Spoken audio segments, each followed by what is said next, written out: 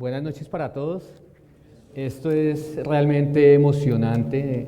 No sé quién estará más emocionado, si yo o de pronto sus esposas. Creo que muchos han estado orando por este día. Escuché algunas mujeres que decían: ¿y por qué no hacen nada con los hombres? Y a veces la respuesta que teníamos que dar es que no responden.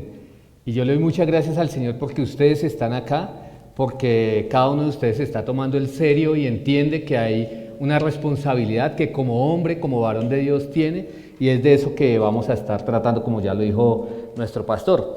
Hay una historia de una niña que le pregunta a su padre, le dice: papá, ¿cuál es la diferencia que hay entre los niños y las niñas?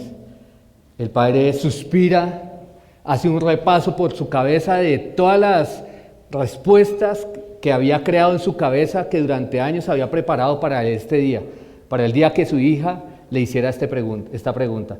Y cuando él ya estaba listo para responder, la niña le dijo: papi, eso es bastante fácil. Las niñas usan vestido y los niños no. El padre dijo: me salvé de esta. Y se supone que esa es una respuesta fácil, decir que bueno, que los niños son masculinos, son fuertes, las niñas son delicadas, son diferentes, que son diferentes no solamente por su apariencia, sino por sus actitudes, por sus acciones, por sus objetivos. Pero yo les pregunto, ¿qué habría respondido usted? De pronto habría respondido yendo a la biología, yendo a una descripción física, yendo a sus juguetes, a la vestimenta, como lo dijo esta niña. De pronto algo más sencillo hubiera dicho: es que los niños son bonitos y las niñas son bonitas. Algo así, pero ¿qué hubiera dicho usted? Porque eso es una historia que parece simple, que es de la vida real, que a muchos padres les ha ocurrido, nos ha ocurrido, pero que cuando uno se va a enfrentar a la respuesta posible, muestra que hay una confusión sobre cuáles son realmente las diferencias entre los hombres y las mujeres. Incluso creo que esta confusión existe entre cristianos. Cuando los cristianos intentan responder bíblicamente, también van a ver y van a notar que están influenciados por la sociedad mucho más de lo que se piensa, que hay un porcentaje de su respuesta que es la verdad, que es bíblica, pero que hay un porcentaje de su respuesta que es fruto de una influencia cultural, de una influencia mundana. Un cristiano naturalmente se esforzaría por responder que sí, que existen diferencias, que solamente existen dos sexos, que solamente existe el masculino, que solamente existe el femenino. Le diría a esta niña que existe niños y niñas, hombres y mujeres, porque la Biblia es clara que Dios, cuando creó a Adán y Eva, varón y hembra, los creó, y que no creó una tercera, una cuarta, una quinta o enésima posición según cada uno quiere inventársela, sino que Dios creó a hombres y a mujeres. Pero aún así, lo que vemos nosotros es que existe confusión. El mundo entero está confundido y por eso los hombres y mujeres no ejercen su función para la que fueron creados, porque es que en realidad no conocen cuál es su diferencia y no conocen para qué fueron creados. Y esa confusión existe entre hombres y mujeres, pienso que por algunas de estas razones. Una de ellas es que el mundo desde hace muchos años está impulsando lo unisex.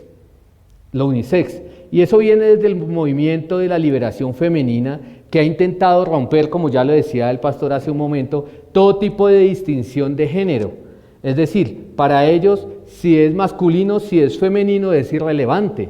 Y eso nosotros lo vemos incluso cuando vamos a comprar ropa. Lo vemos nosotros cuando hay vestimenta que fácilmente ya no se diferencia. Lo vemos por muchos estilos y muchas cosas, la forma de caminar de hombres, es decir, cada vez se ha encargado de eliminar esas diferencias con estas cosas sutiles que les digo, pero ese movimiento que en muchos aspectos ha buscado supuestamente la dignificación o darle un lugar a la mujer, en realidad lo que ha hecho es enseñar conceptos contrarios a la Biblia y acabar con la mujer, inclusive llevándola a un rol que no es el suyo, pero ese no es nuestro tema hoy. El punto acá es que ese movimiento ha ido en contra de las Escrituras. Otro movimiento más moderno es el del alfabeto, el LGBTIQ y todo lo que ellos se han querido inventar, que está realmente presente en todas las áreas de influencia. Yo trabajo con una entidad distrital y este mes, como es el mes del orgullo gay, del orgullo satánico, diría yo, pusieron una bandera gigante al lado de la bandera de Bogotá y al lado de la bandera de Colombia. están confundidos, están errados todos ellos y de una manera u otra están influenciando en nuestro pensamiento y en la visión del mundo, inclusive de maneras que a veces ni siquiera nosotros nos damos cuenta.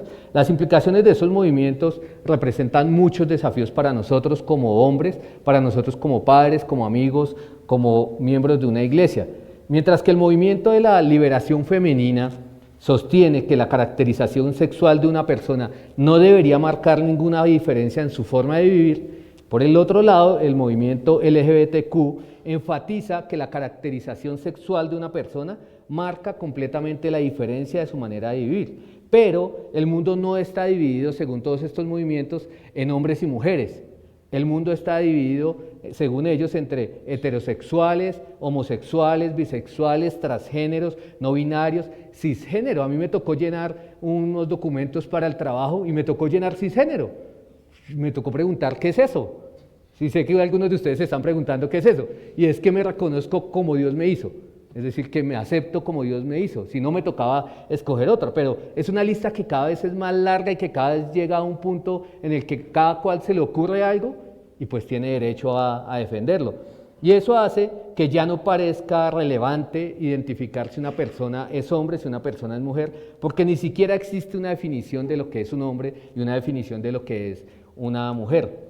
Además, también creo que toda esta confusión, además de la influencia de esos movimientos, se debe a los hogares disfuncionales.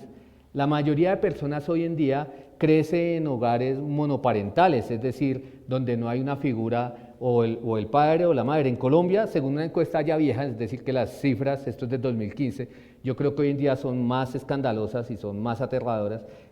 Esa encuesta de demografía y salud de 2015 dice que el 49% de los niños viven con ambos padres, solo el 49%, que el 36% vive solo con la mamá y el 7% con los abuelos o los tíos, el 5% con ningún familiar y el 3% solamente con el papá. Es decir, que el 51% más de la mitad de los menores de edad no viven en una familia compuesta por papá y mamá. Esos son los hogares en los que estamos creciendo, en los que están creciendo muchos de los niños que también hacen parte de esta congregación. Además, si a eso sumamos algo más, y es que en los hogares que sí hay padres presentes, en muchas ocasiones ese padre no representa el modelo bíblico de un hombre, no lo representa. Muchas familias en realidad son matriarcados, donde los hombres son espectadores del gobierno femenino.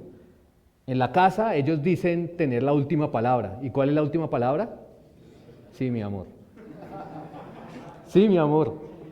Y eso, o sea, es tan marcado que todos estos chistes todos nos lo sabemos porque es la realidad del mundo donde estamos viviendo. Y cuando faltan esos ejemplos de lo que es un hombre, de lo que es una mujer, según las Escrituras, entonces hay una mayor tendencia a desarrollar nuestras propias opiniones sobre lo que es la masculinidad y sobre lo que es la feminidad, sobre lo que es un hombre y una mujer. Entonces acudimos a los medios de comunicaciones, a las redes sociales e incluso en la educación secular se promociona cualquier cantidad de distorsiones. Y ese es el debacle, esa es la caída más honda y es caer en las opiniones de los creadores de contenido, de los influencers que denominan hoy en día, de los cineastas que cuando crean una película la crean con un guión para defender una cantidad de ideas. En general, estamos sucumbiendo ante una sociedad incrédula que no acude a los patrones bíblicos para definir qué es un hombre. Y también hay una falta de enseñanza precisa y valiente de lo que dice la Biblia respecto a los roles de hombres y mujeres. Inclusive en iglesias y en colegios que se denominan cristianos no profundizan en las enseñanzas de las Escrituras al respecto de la diferencia de géneros, de la diferencia de hombres y mujeres, sino que muchos prefieren guardar respeto y decir es que vamos a respetar. Entonces los hombres tienen una percepción equivocada de lo que es un hombre, tienen una percepción equivocada de lo que es un amigo, un esposo, un hombre piadoso en general, hay una distorsión. Y en un mundo de oscuridad, en un mundo de relatividad, donde cada uno tiene su posición y donde hay 1000 posiciones supuestamente válidas, entonces nosotros encontramos la palabra de Dios como aquello que nos marca el camino por donde debemos andar. Y como hombres, eso es lo que hace este ministerio de hombres de la palabra, y es descubrir realmente qué dicen las Escrituras, cuál fue el propósito que tuvo Dios al crear varón y hembra. ¿Cuál fue el propósito específicamente que tuvo Dios al crear al varón? Y nosotros debemos entonces estar dispuestos a sujetarnos a lo que dicen las Escrituras. Por supuesto, la causa raíz, si nosotros vamos sumando causas y causas y causas y tratando de ir a quién está detrás de todo eso, pues es el padre de mentira, es Satanás, es el pecado, que él es el que se ha encargado de dibujar el rol de los hombres. Y no solamente los incrédulos están confundidos, sino también los hombres en medio de las iglesias. Entonces, lo que nosotros queremos tratar de hacer es entender qué significa ser el hombre que Dios quiere para una familia. ¿Qué significa ser el hombre piadoso que esta sociedad y el mundo necesita tener? ¿Qué significa eso? Y para hallar esa respuesta vamos a ir al comienzo, a Génesis. Vamos a ir a Génesis. ¿Y por qué vamos a ir a Génesis? Vamos a ir a Génesis porque cuando a Jesús le preguntaron acerca del matrimonio que hizo Jesús, fue a Génesis. Porque cuando a Pablo le preguntaron acerca del comportamiento de la mujer en los cultos públicos que hizo Pablo, fue a Génesis. Entonces nosotros vamos a ir allá, vamos a estar en esta noche en algunas porciones concretas de Génesis 1 y Génesis 2, y lo que nosotros vamos a ver es que cuando Dios creó a Adán, Dios lo puso en el huerto con un propósito definido en dos palabras, y es que el hombre sea un cultivador y un cuidador. Dos actividades que definen el propósito de los hombres, no solamente de esa época, no solamente el propósito de Adán, sino también el propósito de Dios para nosotros hoy en día. Y mi oración es que Dios traiga convicción a nuestras mentes, que Dios traiga convicción a nuestros corazones, y nosotros basados en eso hagamos los ajustes necesarios para cumplir el propósito de Dios. Entonces, antes de entrar en el texto, quiero que hagamos una oración y comenzamos con el texto propiamente. Amado Dios, gracias porque tu palabra nos ilumina, gracias porque tu Espíritu Santo es ese ayudador que el Señor Jesús dejó y que nos guía a la verdad. Te pedimos que esta noche tú seas glorificado en medio de nuestras vidas. Sabemos que cuando nos arrepentimos de nuestro pecado, vamos a las Escrituras y hacemos los ajustes necesarios fruto del arrepentimiento y actuamos de acuerdo a tu voluntad revelada, es que tú eres glorificado, y eso es lo que queremos hacer nosotros como hombres, que cada uno de mis hermanos que está acá pueda glorificarte de una mejor manera y de una manera especial como un varón de Dios. Esto oramos en el nombre del Señor Jesucristo. Amén. Bueno, ¿qué es el hombre entonces? ¿Qué es el hombre? En el orden de la creación, si ustedes ven ahí en sus Biblias, Génesis 1:26, aparece la descripción general de lo que es el ser humano, por ende de lo que es el hombre. Dice allí la Trinidad, y dijo Dios, hagamos al hombre, ¿cómo? A nuestra imagen, conforme a nuestra semejanza. Allí el hombre inicialmente, eso incluye toda la humanidad, tanto hombres como mujeres, porque tanto hombres como mujeres fuimos creados a imagen de Dios, para guardar la imagen del Dios Trino. El hombre fue hecho para representar a Dios en la tierra. El hombre fue creado como el gobernador de la creación divina. El ser humano es portador de la imagen de Dios, de la semejanza divina. Tiene capacidades que lo hacen diferente al resto de la creación. Tiene la capacidad de pensar, de razonar, es inteligente, tiene inteligencia, tiene emociones y puede tomar decisiones respecto al rumbo de su vida, obviamente dentro de la soberanía y dentro de los límites de la soberanía de Dios, pero puede tomar decisiones que tienen consecuencias reales. Y a pesar de la caída del hombre, debemos decir que esa imagen aún se conserva, que las criaturas todavía mostramos a Dios, los hombres todavía mostramos a Dios por lo que somos y por lo que hacemos. La humanidad fue además creada para ejercer dominio sobre toda la creación. Miren ahí el versículo 26, también continuando ese versículo, ¿qué dice? ¿Y ejerza qué? Dominio, dominio. Dios creó al hombre para que ejerza dominio sobre los peces del mar, sobre las aves del cielo, sobre los ganados, sobre toda la tierra, sobre todo reptil que se arrastra sobre la tierra. Es decir, que el hombre fue constituido el representante de Dios, no solamente para llevar la imagen de Dios, como lo acabamos de describir por haber sido hecho a su semejanza, sino que también Dios le encargó al hombre, al ser humano, el gobierno de todo lo creado. El hombre fue creado por encima del resto de la creación. Eso también es algo en lo que se están lanzando grandes ataques hoy en día. No es que el hombre es igual, es parte de un reino denominado el reino animal, en el que el hombre se ha impuesto abusivamente sobre el resto de especies y en algo que no tiene derecho. No, el hombre es completamente diferente a los animales y Dios fue el que lo hizo Señor en representación suya. Eso es algo que es reiterado también ahí más adelante en Génesis 1:26. Dice, llenad la tierra y sojuzgarla, ejercer dominio sobre los peces del mar, sobre las aves del cielo, sobre todo ser viviente que se mueve sobre la tierra. Esos son términos que claramente hablan de señorío, claramente hablan de administración. Sojuzgar, ¿qué es? Sojuzgar es someter, no tiene que pedir permiso, no es pídale permiso a los animales a ver si ellos conceden algún permiso, es ejercer dominio, eso es dominar. Es decir, que Adán fue creado para ser Señor. Y Adán entonces daba gloria a Dios, y la forma en que Adán da gloria a Dios es cuando él gobierna la creación que Dios dio para que él la administre y para usufructarla, para disfrutar de esa creación, de esa tierra. Y ese llamado es para hombres y ese llamado es para mujeres, pero especialmente para hombres. ¿Y por qué acá quiero ya comenzar a mostrar la diferencia? Y es porque noten ustedes que en la narración, tal como Moisés la escribió allí, en el capítulo 2, que se amplía más la creación del hombre y la creación de la mujer, en el versículo 2:18, cuando Dios decide crear a Eva o expresa su decisión de crear a Eva, Él dice, le haré ¿qué? Ayuda idónea. Es decir, que si Eva fue hecha como ayuda para Adán, ¿qué significa eso? Pues significa que Adán desde el comienzo fue establecido por Dios como el líder de esa relación que tiene el propósito de juzgar la creación y de ejercer dominio sobre todo lo creado. Inclusive fue Adán quien le puso nombre a Eva, capítulo 2:23, él le puso varona. ¿Por qué le puso así? Porque fue sacada del varón, porque fue sacada de una costilla, fue tomada de él. Poner nombres a los animales, eso fue un acto de dominio que Dios le dio a Abraham, un acto de señorío, de gobierno. Cuando usted tiene un hijo, lo primero que usted puede hacer como padre con un hijo, ¿qué es? Ponerle el nombre. Nadie más tiene derecho a ponerle el nombre, o no debería, sino los padres, ¿cierto? Porque son los padres de ese niño.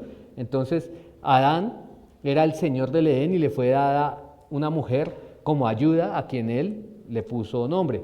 Es claro que Dios creó a hombre y mujer a su imagen y semejanza, ambos, varón y mujer. Los dos compartían igualdad en cuanto a imagen divina. A los dos les fue encargado el dominio sobre la creación, pero al tiempo Adán y Eva eran diferentes físicamente, comenzando por ahí, porque de lo contrario no podrían cumplir el mandamiento que Dios también les dio de reproducirse, de llenar la tierra y sojuzgarla. Pero esas diferencias que son lógicas y que hoy en día hasta los más necios no las pueden negar, que son las diferencias físicas o biológicas, en realidad esas diferencias van más allá, van mucho más allá de lo físico. Entonces nosotros observamos un orden en la creación que no solamente es un orden cronológico, sino un orden en cuanto al liderazgo. Primero creó a Adán en el 2:15 y luego creó a la mujer más adelante en el 3 versículos o en el relato es mostrado así. Entonces el Señor dijo, no es bueno que el hombre esté solo, le haré ayuda idónea.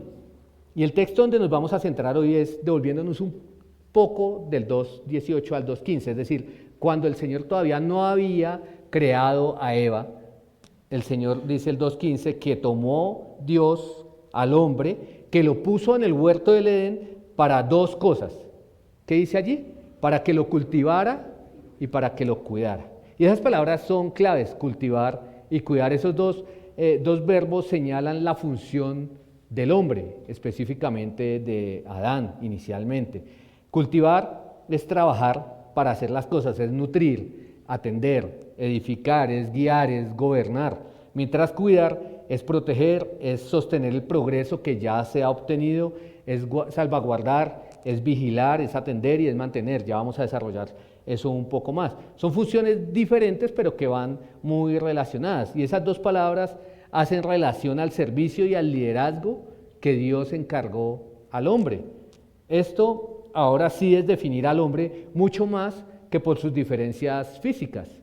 Es definirlo según Dios por su propósito, según el propósito del Creador. Es finalmente Dios quien tiene la autoridad para establecer y para comunicar cuál fue su intención al crear al hombre, al crear una humanidad de una manera particular, compuesta inicialmente por un varón y una hembra, que son similares, como ya lo hemos dicho, en cuanto a aportar la imagen divina, pero diferentes en cuanto a su función. Es Dios quien tiene derecho y es Dios quien está diciendo allí. El Señor puso a Adán en el huerto con una intención definida para que cumpliera esa función de cultivar y cuidar. Parece simple, pero porque es como demasiado resumido, pero vamos a verlo, y no solamente hoy, sino durante varios días que nos reunamos en esta reunión especial de hombres, que eso define mucho de lo que es un hombre. Cultivar, para que entremos entonces en la primera. La palabra original significaba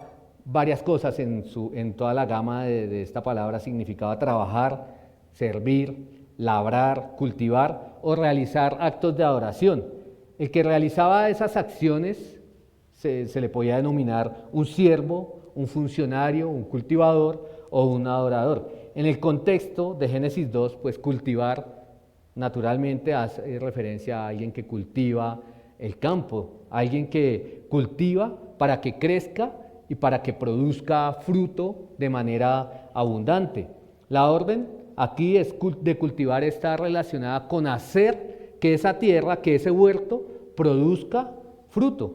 ¿Qué hace un jardinero para que el jardín, o qué hace un campesino, como lo llamamos nosotros aquí en Colombia, un agricultor, para que un huerto, para que una mata, un árbol dé su fruto? Bueno, lo cuida, lo cultiva, planta semillas, poda las ramas, limpia la maleza, excava profundo, lo protege, fertiliza.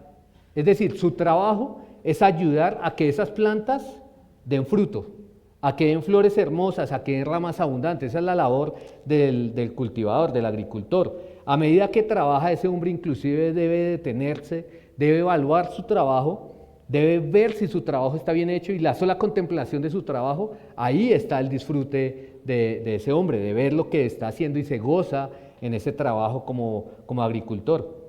Yo recuerdo que de niño, tal vez inclusive un poco de adolescente, mis vacaciones eran ir al campo. Entonces cada final de año iba a un pueblo acá cerca de donde es mi papá, se llama Fomeque, no sé si algunos de ustedes los conozcan, y es un pueblo pues que básicamente vive de la agricultura. Y yo iba allí a una finca porque habían primos de mi misma edad, entonces para mí era el paseo. Pero en realidad ellos eran agricultores, aún con la edad que tenía, y ellos hacían un trabajo duro. Ellos se levantaban bastante temprano, se levantaban cuando todavía era de noche. Todos los días tenían que rociar las plantas, no importaba si era domingo, todos los días tenían que rociar las plantas. Era un trabajo que requería ensuciarse, ellos vivían con las manos, con las uñas llenas de tierra. Era en realidad un trabajo de mucho esfuerzo, no es un trabajo fácil como el que muchos de nosotros tenemos, al menos físicamente. Y para mí, un joven de ciudad, pues se encontraba un atractivo allí por lo novedoso, pero sí era un trabajo que era agotador. Lo disfrutaba bastante, pero era agotador. Cuando Dios puso entonces a Adán allí en el huerto para que lo cultivara, lo puso para eso, para que Adán estuviera trabajando, ayudando a que produjera fruto. Y ese es el propósito de Dios para los hombres, no solamente con Adán. No quiere decir que todos tengamos que ser agricultores, porque creo que fracasaríamos.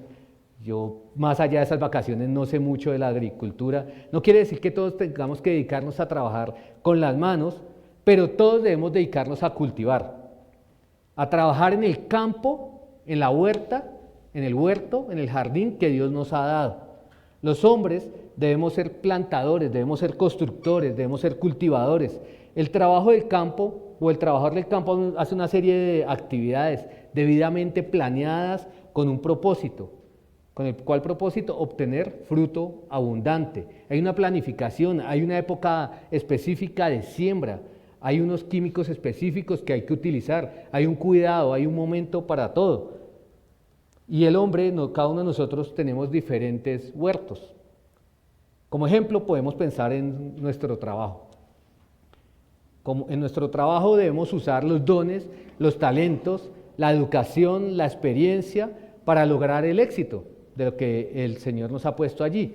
Si usted está casado y tiene una familia, como consecuencia de estar casado, usted debe lograr entonces a través de ese trabajo proveer para las necesidades de su familia. Y sea cual sea su trabajo, el objetivo es que usted trabaje duro para hacer que su trabajo dé un fruto que valga la pena y que pueda ayudar a su familia. Así como en el huerto no se cultivaba, no se trabajaba por sí solo, sino que debía ser trabajado por Adán.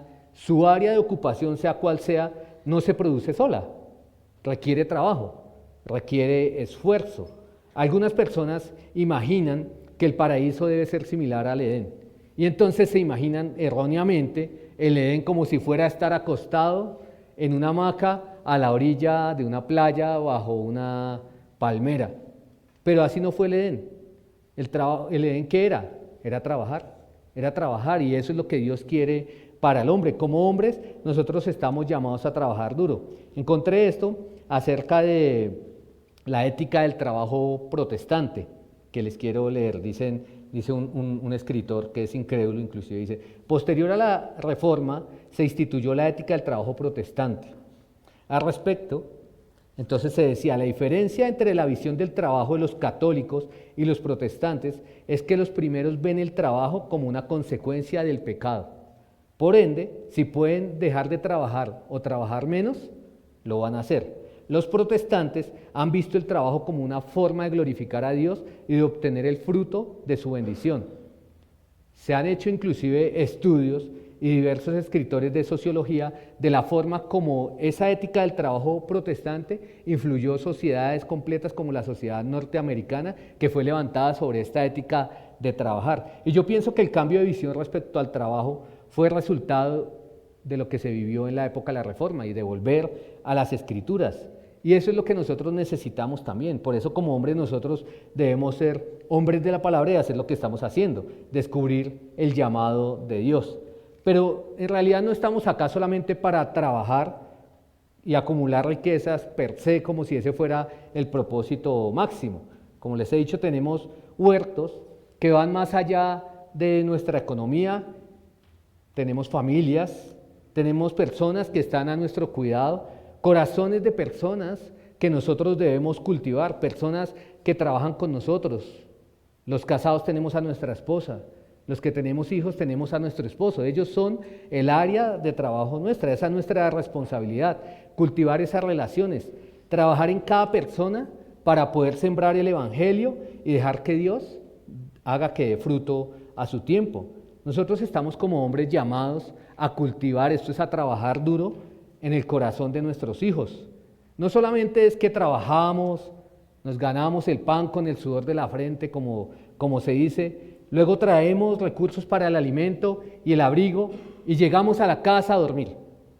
No, cuando llegamos a la casa, llegamos a cultivar el corazón de los que el Señor nos dejó a cargo. Cuando llegamos a casa después de un día de trabajo, en realidad no termina el trabajo duro, allí es cuando empieza el trabajo duro. Estamos llamados entonces a cuidar, a trabajar en el corazón de nuestra esposa, a trabajar en ellas emocionalmente y espiritualmente. Y eso no es un aspecto secundario, porque inclusive el Nuevo Testamento nos enseña que nosotros debemos amar a nuestras esposas como Cristo amó a la iglesia. Es decir, eso es un aspecto central en nuestra misión como hombres. Es parte del propósito que Dios le dio a los hombres. Entonces, así como un campesino es intencionado y es ordenado y planifica, nosotros debemos ser intencionados en nuestro trabajo en casa, para trabajar en el corazón, para trabajar en las mentes de nuestras esposas y de nuestros hijos. Eso implica aprender a escuchar, por ejemplo. Eso implica tener conversaciones. Eso implica tener tiempos de enseñanza y de meditación de las Escrituras con ellos. Y todo hombre quiere cumplir la voluntad de Dios. Si todo hombre quiere cumplir la voluntad de Dios, entonces necesariamente debe ser un hombre que trabaja en las áreas que el Señor le ha dado. Y esto no aplica solamente para aquellos casados y para los solteros y para los que tenemos hijos, sino también para los solteros. Porque los solteros desde ya deben estar trabajando en su propio corazón para que cuando el Señor les dé una esposa, entonces también puedan tener la habilidad de cultivar y de ayudar realmente a su esposa en la manera que el Señor lo quiere. Así como el agricultor es dedicado, es diligente, es esforzado, así como es organizado, nosotros debemos hacerlo, nosotros debemos hacer eso con las diferentes relaciones. Cuando las cosas van mal en nuestra familia, lo más fácil es echarle la culpa a nuestra familia, al diablo, al mundo, al colegio, al trabajo, al estrés, a las circunstancias, a cualquier cosa. Pero deberíamos comenzar pensando que es culpa del que tiene que cultivar esa familia. Es cierto que así como en los cultivos hay plagas que van a intentar dañar el trabajo, es nuestro deber trabajar duro para asegurarnos de que haya fruto en cada área donde el Señor nos ha puesto. Yo les pregunto, ¿cómo está su fruto? ¿Cómo está usted sembrando en los diferentes lugares que el Señor los ha puesto? ¿Qué está haciendo usted? ¿Qué está planeando? Pero además entonces hemos dicho que un hombre que cultiva, es la primera actividad, es un hombre que hace algo más que también está allí en Génesis 2:15 y es un hombre que cuida, es un hombre que protege. Esa palabra, la palabra original, se puede entender en su espectro gramatical de varias formas, como vigilar, como guardar, como ejercer cuidado, como custodiar. Y se aplica esa palabra a personas que ejercen el rol de pastores, de vigilantes, de soldados, de sacerdotes o funcionarios de gobierno. El mejor ejemplo de un protector, naturalmente, es Dios mismo. Él es el que guarda a aquellos que confían en Él. Esa palabra, shamar, en el original, es usada por el salmista en el Salmo 121, si quieren ábranlo y vamos a ir allí, que es un salmo de solo 8 versículos. En esos 8 versículos se utiliza 6 veces esa palabra para describir lo que Dios hace con su pueblo. El Salmo, allí, hay una pregunta que hace un creyente, dice, levantaré mis ojos a los montes, y la pregunta ¿cuál es? ¿De dónde vendrá mi ayuda? Él mismo se responde. Es quizás una conversación que este hombre está teniendo con él mismo y él mismo responde, mi ayuda viene del Señor, quien hizo los cielos y la tierra. Él es mi ayudador. Y el resto del Salmo proclama la forma como Dios ayuda a cualquiera que se acerca a Dios. Y eso es maravilloso solamente ver este Salmo. Dice el versículo 3, no permitirá que tu pie resbala, no se adormecerá el que te guarda. Ahí está la primera vez que está la palabra. La descripción que está haciendo el salmista, el Dios de los cielos, es la de un guardián, es la de un vigilante, es la de alguien que no se duerme. No sé cuántos de ustedes hayan trabajado en alguna ocasión en vigilancia. Yo presté servicio en el IMPEC y créame que esas vigilias de la mañana, 3, 4 de la mañana, los ojos pesan. Y varias veces me dormí. La verdad, varias veces me dormí, gracias a Dios no pasó nada. Creo. Creo que no pasó nada. Pero ¿saben qué? Lo bonito es que el Salmo acá nos dice que nuestro cuidador, el Señor, no se duerme. Que Él no se duerme. Eso es maravilloso. Dice el versículo 4, jamás se adormecerá ni dormirá el que guarda a Israel. Otra vez guardar. El Señor es tu guardador. El Señor es tu sombra a tu mano derecha. El sol no te herirá de día ni la luna de noche. En el versículo 7 otra vez más dice, el Señor te protegerá de todo mal. La palabra es la misma. Él guardará tu alma otra vez. Es decir, que más allá de un cuidado físico, hay un cuidado del Señor de nuestra alma.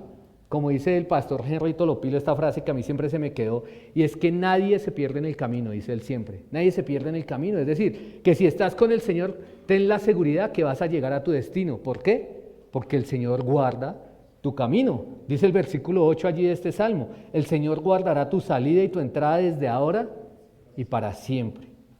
Es maravillosa la descripción que hace el salmista de Jehová, del Señor como el guardián de su pueblo, como el protector de su pueblo. Si nosotros volvemos a Génesis y entendemos que esa descripción que el salmista hace aquí de Dios es la descripción del propósito con el que Dios puso a Adán en el huerto, allí dice que lo puso para que lo cultivara y lo guardara o lo protegiera.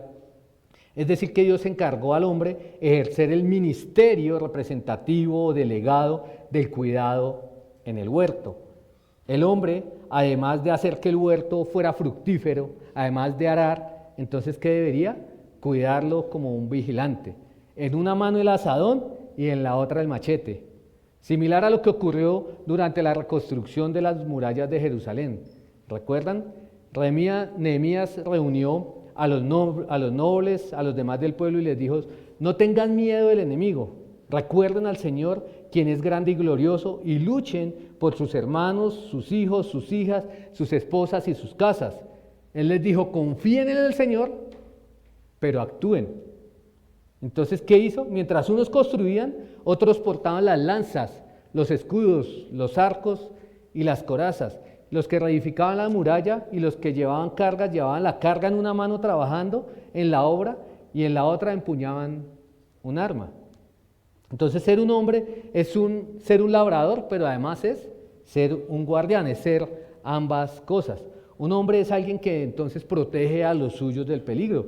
Piense que en su casa, cuando se van a meter los ladrones, si usted escucha en la noche que se están intentando abrir la puerta, ¿quién es el protector natural? Debería serlo, pero en muchos casos el hombre ronca y la mujer es la que sale con el palo y la escoba a ver qué fue lo que pasó. Pero en realidad los hombres estamos llamados a asegurar el bienestar de los demás en las relaciones que el Señor nos pone en nuestra familia, con nuestra esposa, con nuestros hijos, con nuestros amigos, con la iglesia. Sus hijos, su esposa, sus amigos, sus padres deberían sentirse seguros si usted está a su lado. Y es que más que guardianes físicos, como Dios, somos guardianes de las almas de estas personas que el Señor ha encargado para que nosotros cultivemos y para que nosotros cuidemos.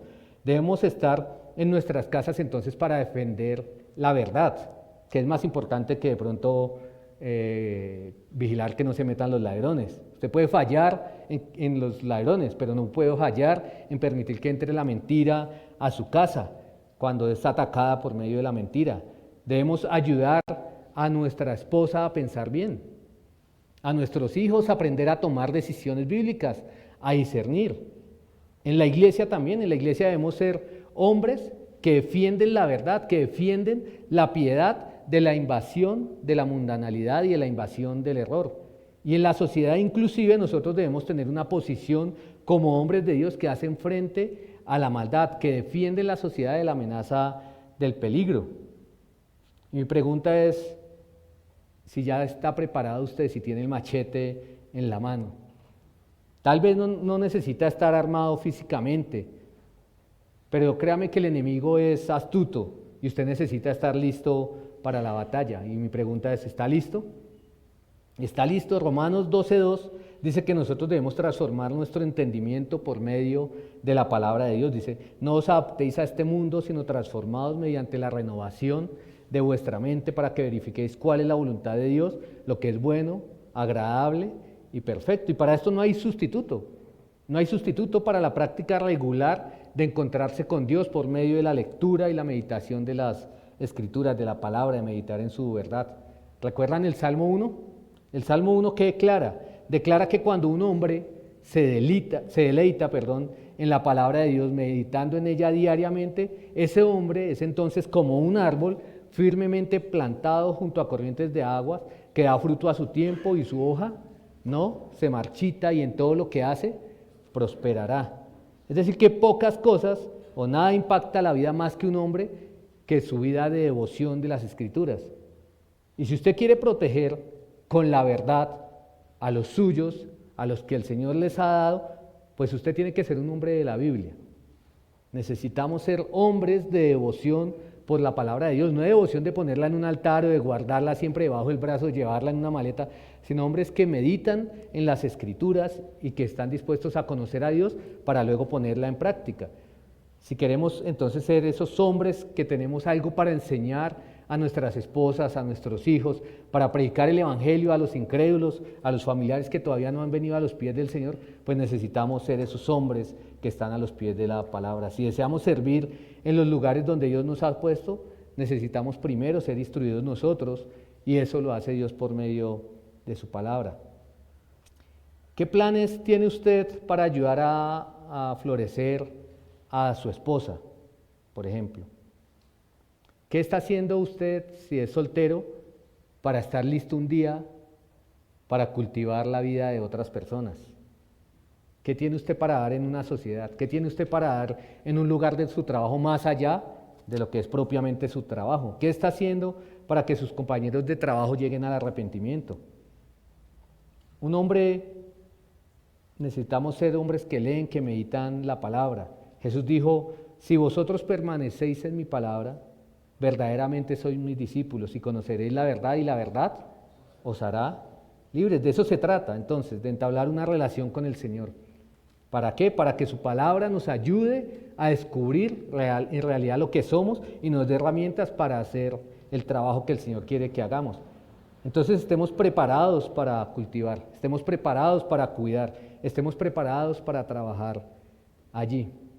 Eso necesitamos entonces, ser hombres que cultivan, ser hombres que ayudan a dar fruto a los que el Señor pone a nuestro alrededor y ser hombres que guardan el lugar que el Señor nos da del enemigo, de las astucias, de la mentira, de las artimañas de Satanás. Y para eso necesitamos un paso atrás, ser primero nosotros esos que están preparados con la palabra. Vamos a terminar haciendo dos cosas. Primero voy a hacer una oración y luego, como les dijo el pastor, tenemos un taller en el que queremos que cada uno de ustedes participe y tome nota, si es posible, en su celular, en un papel, en algún lado, porque las preguntas van orientadas a ayudarnos a tomar decisiones hacia más adelante, hacia lo que viene para nuestras vidas y que de esa manera pues se vean beneficiadas las personas que están a nuestro alrededor. Entonces inclinemos nuestro rostro y vamos al Señor en oración. Amado Dios, Padre nuestro, Señor, gracias porque en ti encontramos el ejemplo de aquel que nos ayuda a ser fructíferos. De manera soberana y providencial has hecho que eso que estaba muerto, que esos huesos secos reverdezcan, que eso donde no había vida ahora tenga vida y además pueda dar fruto, Señor. Tú has cuidado de nosotros, has cuidado de tu pueblo a través de la historia, Señor.